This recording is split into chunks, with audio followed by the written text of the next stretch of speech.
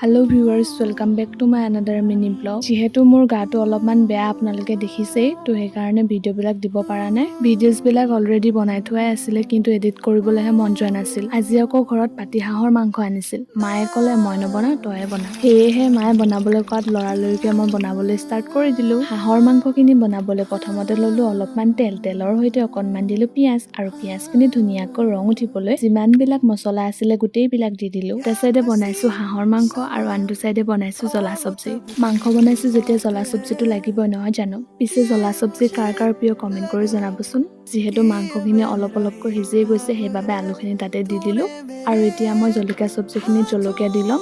আপোনালোকে কিন্তু এইটো নাভাবিব যে গা বেয়া হৈ আছে কিন্তু হাঁহৰ মাংস খাইছে।